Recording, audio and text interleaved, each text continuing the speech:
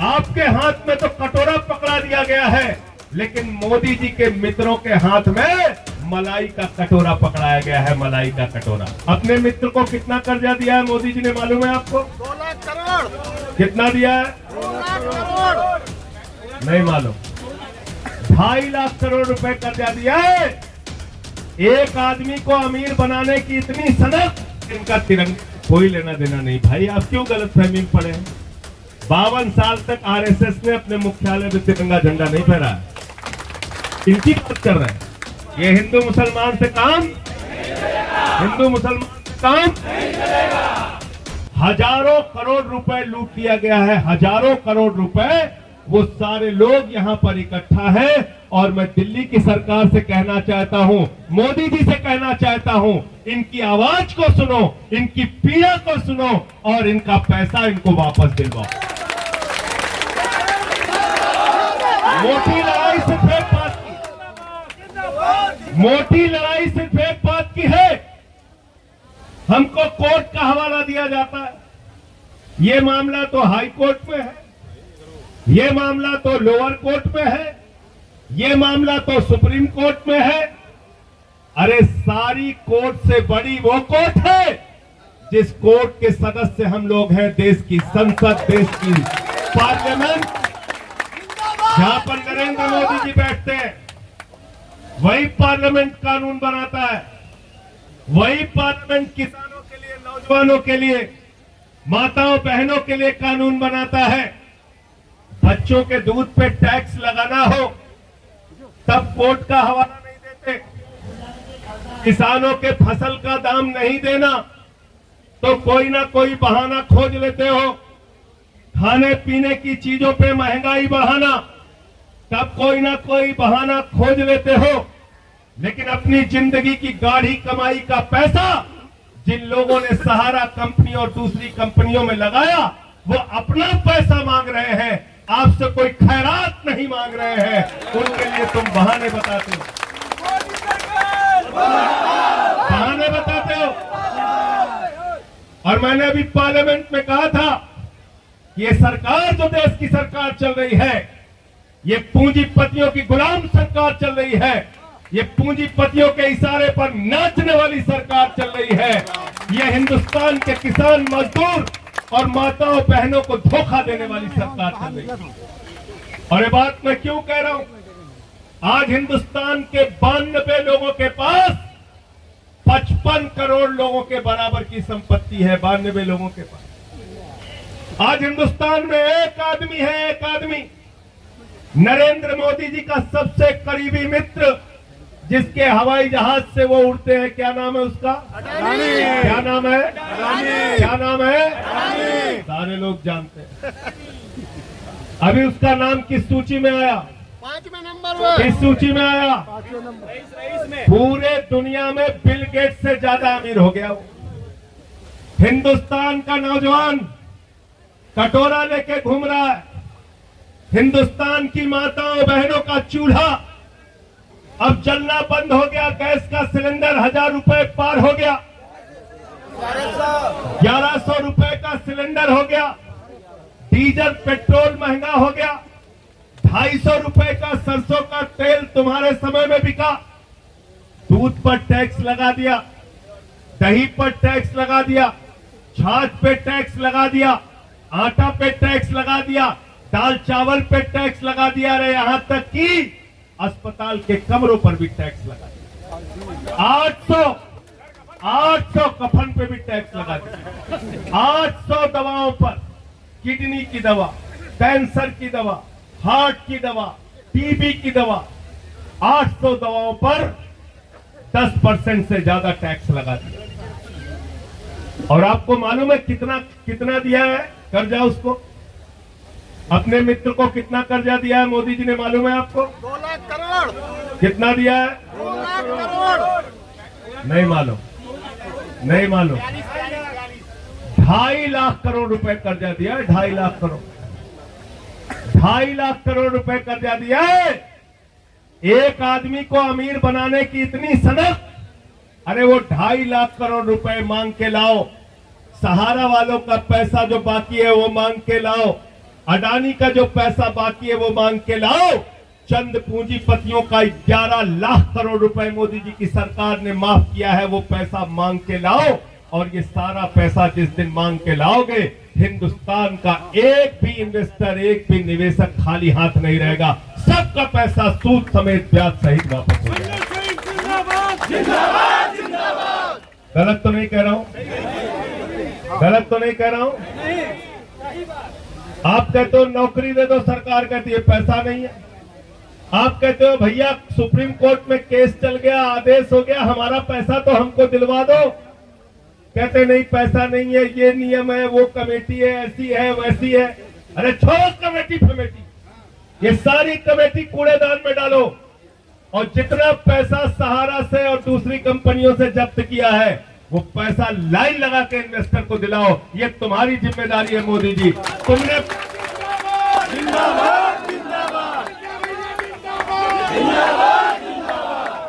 अच्छा ये फाइनेंस कंपनियों को लाइसेंस कौन देता है भाई? कौन देता है? कौन देता है? भारत सरकार। बैंक किसके हैं? बैंक किसके हैं? भारत सरकार। भारत सरकार। भारत सरकार के बैंक, भारत सरकार फाइनेंस कंपनियों को लाइसेंस देती है। भारत सरकार की जिम्मेदारी है हमारी निगरानी करना। भारत सरकार की जिम्मेदारी है अगर कोई बैंक वाला हमें लूटता है, कोई फाइनेंस कंपनी वाला हमें लूटता है, तो उसका कॉलर पकड़ के उसको जेल के सीखचों के पीछे डालो और उसको जेल के पीछे डालकर सारा पैसा इन्वेस्टर्स का दिलवाओ। यही तो जिम्मेदारी है। क्या क्या घोटाला हुआ इस देश में? क्या क्या घोटाला हुआ? अभी मैं खेल का बजट पढ़ रहा था। खेल का बजट 130 करोड़ की आबादी वाले हिंदुस्तान के खेल का बजट है 3000 करोड़ रुपए। जितना पैसा 3000 करोड़ रुपए है ललित मोदी लेके भाग गया, उतने पूरे देश का खेल बजट। गुस्सा नहीं आता आप लोगों को? नाराजगी नहीं होती आपको? 9000 करोड़ रुपए यानी पूरे भारत के खेल बजट का 3 गुना पैसा अकेले विजय माल्या लेके भाग गया। विजय माल्या लेके भाग गया। नीरव मोदी, मेहुल चौकसी पूरे हिंदुस्तान के खेल बजट का 7 गुना ज्यादा पैसा 20,000 करोड़ रुपए लेके 72,000 करोड़ रुपए अडानी का माफ कर दिया गया। 6,000 करोड़ रुपए नितिन संदेशरा लेके भाग गया। ये पैसा किसका पैसा है? कभी आपने सोचा? ये पैसा आपका पैसा है। ये पैसा आपका पैसा है। आपके हाथ में तो कटोरा पकड़ा दिया गया है, लेकिन मोदी जी के मित्रों के हाथ में मलाई का कटोरा पकड़ाया गया है। मलाई का कटोरा आपके हाथ में भीख मांगने का कटोरा पकड़ा दिया। घूमो तो भूखे मर जाओ, कोई चिंता की बात नहीं। लेकिन एक बात मैं आप सबसे कहना चाहता हूं हाथ जोड़ के, एक नशा इन लोगों ने आपके दिमाग पे, पूरे हिंदुस्तान के दिमाग पे सवार करा दिया है। उस नशे से बाहर आ जाओ साथियों। बहुत नुकसान हो चुका आपका, बहुत बर्बादी हो चुकी है आपकी। 11 लाख करोड़ रुपए इस देश के पूंजीपतियों का माफ कर दिया गया। एक खाली पूंजीपति मित्र को 2.5 लाख करोड़ रुपए दे दिया गया। और ये जो सहारा जैसी कंपनियां हैं जिन्होंने आपका हजारों करोड़ रुपए लूटा है, हजारों करोड़ रुपए, लाखों करोड़ रुपए तक लूटा है, इनसे पैसा तब वापस आएगा। और मुझे लोगों ने बताया कि 300 से ज्यादा हमारे निवेशक साथी उन्होंने आत्महत्या की। 3,500 अलग अलग कंपनियों के मिला, पोस्टर तक लगे हुए। और मैं देखता हूं वो बेचारे एजेंट जो बहुत विश्वास के साथ पैसा जमा कराते थे, कहीं उनके ऊपर हमला हो रहा है, कहीं उनको परेशान किया जाता है। जिन्होंने पैसा लगाया वो तो उन्हीं के पास जाएंगे, उन्हीं के पास जाएंगे। कई जगह उनके ऊपर हमले होते हैं। तो इन सब चीजों से बाहर निकलकर लंबी लड़ाई के लिए तैयार हो जाइए। उस लंबी लड़ाई में मैं आपके साथ दूंगा।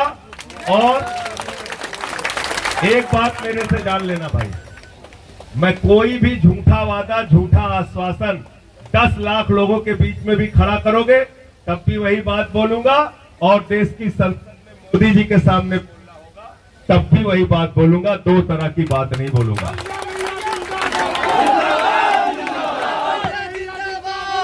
जितना आप लड़ने के लिए तैयार होंगे उतना आपके साथ एक कदम आगे बढ़ के लड़ने के लिए तैयार रहूंगा।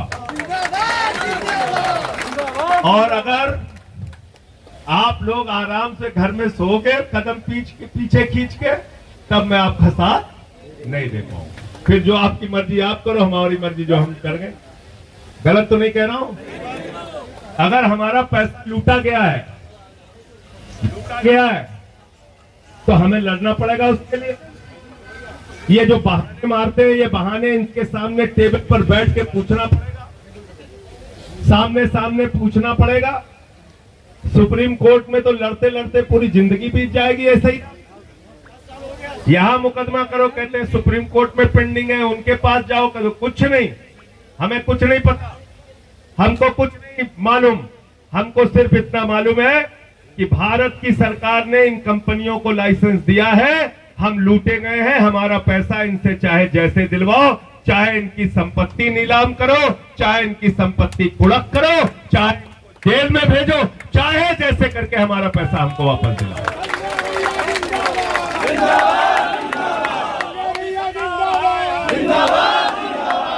मोदी सरकार हाय हाय, सुब्रत चोर है, चोर है, चोर है, चोर है, चोर है, चोर है, सुब्रत कातिल है, कातिल है, कातिल है। और नहीं तो जितने लोग कातिल है, नहीं तो जितने लोगों का पैसा बाकी है, किसी के नाम पे फ्लैट लिखवा दो, किसी के नाम पे जमीन लिखवा दो, किसी के नाम पे फैक्ट्री लिखवा दो, किसी के नाम पे प्रॉपर्टी लिखवा दो। गलत तो नहीं कह रहा हूं? हाँ?